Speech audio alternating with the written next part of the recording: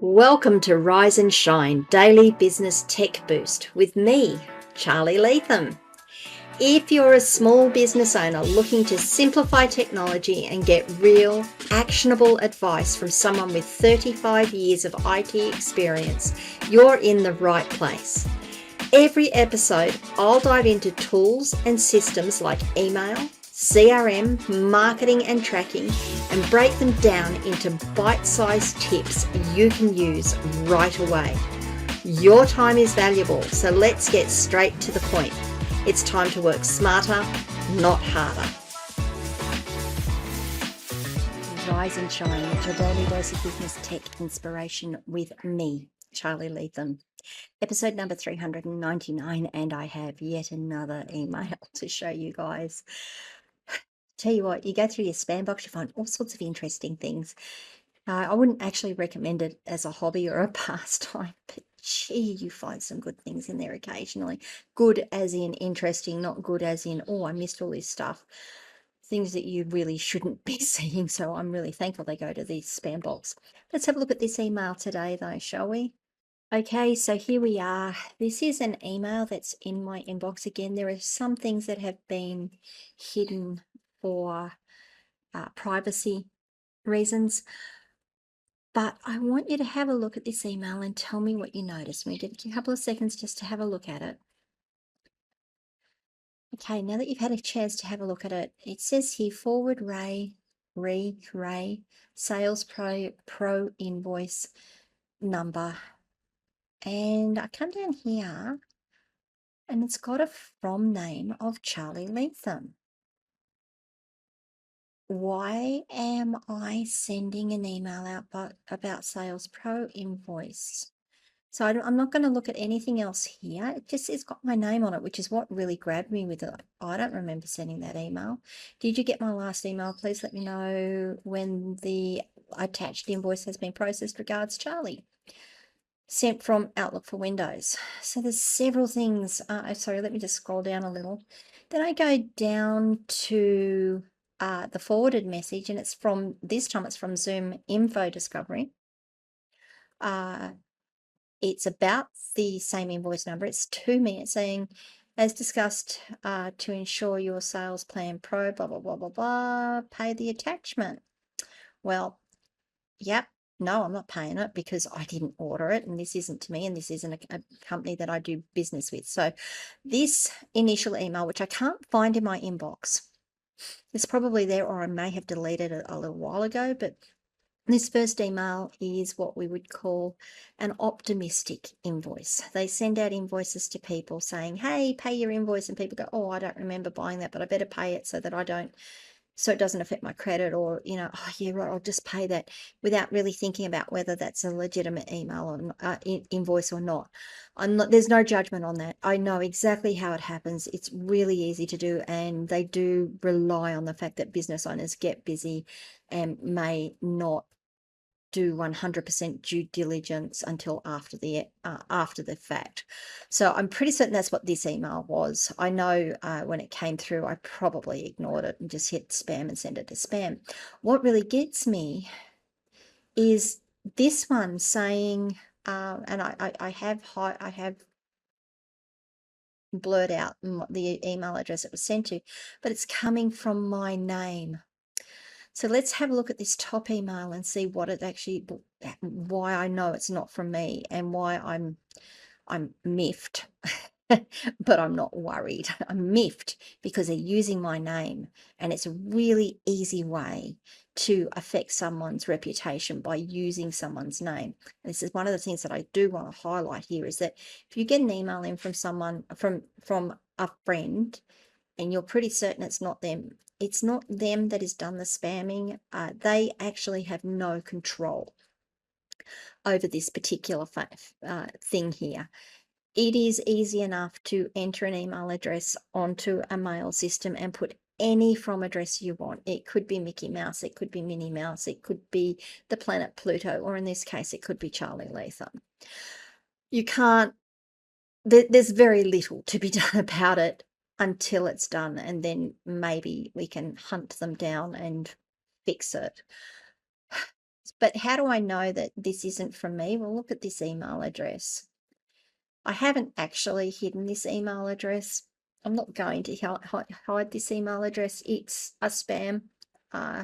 It's malicious in its attempt to do something, and it's going to impact my reputation, or it may impact my reputation. So I'm not going to hide the email address. This is not my email address. It's nothing to do with me. I don't even know who this company is, and no, I'm not going to go and visit their site to find out who they are either. I have hidden the email address that it was sent to, because it was sent to one of my legitimate email addresses. It was actually sent to an email address where, yeah, I would expect to actually receive invoices too, which is interesting. Probably means someone's database has been compromised, or they've sold the email address. It's one of the two. But you see what it says here is, did you get my last email? Please let me know when the attached email has been processed. Regards, Charlie. And they've probably attached it. It won't be on here because it's in my spam box. But it's been, it's probably got an attachment on it. And again, a malicious attachment, or it's an optimistic invoice trying to get money out of you without thinking about, without sorry, I'm trying not to be harsh on it because it's so easy to do. Looking at the invoice going, oh, I've got to pay that, and paying it. So optimistic invoice, it may just be a malicious attachment too. I can't tell you from here. I don't have it in my spam box. I'm not really worried about it. But see here how it can just look like it's coming from you and it's not. Do you see how it can look like it might come from a friend and it's not? Now, if this didn't say Charly or Leetham here, if this said my friend's name and had that email address, I'd know that they hadn't sent that, because I can look at that email address and go, that's not their email address. Or I could ring them up and say, hey, listen, I've just got an email from you from a really strange address. Is this from you? And they might say, yeah, it is, or no, it's not. However, I wanted to point this out to you because it's really easy to fall into a habit of going, that's from my friend, I better do something, or that's from my subcontractor, I better do something with it, or that's an invoice and it looks like an invoice, I should pay it.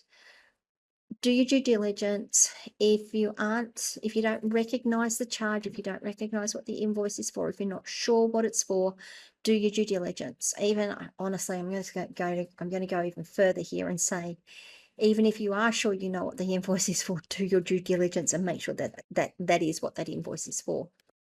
So there's a couple of things in that email that I should highlight again, just to recap. First of all, it's easy to spoof, what we call spoof an email, or the from address for an email. It's much less easy, far more difficult. That's the better way of saying that, to spoof the email address these days, but it's still easy to spoof the from address. As I said, when you enter in a new email address into your mail program, it says, who do you want this to look like it's coming from? Enter your name. And it can be any name you enter in there. It doesn't matter. There's no checks on it. It's almost impossible to verify it, to have verification occur on it. So it's easy to do. So I'm miffed that it was coming from me, but it happens. When you get in emails that look like they are coming from people you know, make sure you do your due diligence. Make sure you've checked that it is from them. It is from their legitimate email. Even if it is from their legitimate email, make sure that you know what the invoice attached is for, and that it is something you've actually purchased. Make sure that the bank account details on the invoice match the bank account details that you have for them. Do some due diligence. Don't just pay an invoice that's in an email. Why not? Two reasons. One is it could just be an optimistic email. It's been known. It's a regular practice that people will just send out emails and say invoices and say, pay this invoice, hoping that people are too busy to do that level of due diligence, and people will pay it. Maybe it's only $2 or $3. Maybe it's only $20 or $30. Maybe it's a couple of $100. Once the money's gone from your bank account, getting it back is really difficult. So that's an optimistic email. The other thing is, it might be, per yesterday's email, a malicious email. It might be a malicious attachment, and there might be things in it like ransomware. or Trojans or worms or key trackers or any sort of thing. So do make sure that you have a look at it. If you get something from a friend and you absolutely don't recognize their email address, I would get in touch with them and let them know that you've got the email. Make sure that they are not using a different service to begin with, because that can happen. But let them know that you're getting an email out that's got their name. Maybe then they can be a little bit proactive with their customer base and with their friends and family and say, hey, listen, I noticed that there are emails going out under my name. It's not my name. Do check the email address. Do be careful. If, like me, you've got that, maybe highlight it just like I've said to your customer base and your friends and family and say, hey guys, it's not me. Someone's decided that I've got enough reputation that they can trade on that. All right, guys, what do you think? Let me know your comments and your thoughts and any questions you have in the comments below, wherever you're watching or listening to this video. Send me DMs on any of my social media channels and I will get back to you as soon as I can. Come and join me on my locals community, askcharlyleetham.locals.com. Join the conversation there. There's a lot more we can dig into. If you've got emails that you're concerned about, you can put up screenshots and ask me to look at them and I will for you. If you can, like this video. If you haven't already, subscribe to the channel and ring the notification bell, and I'll see you all tomorrow. Bye guys.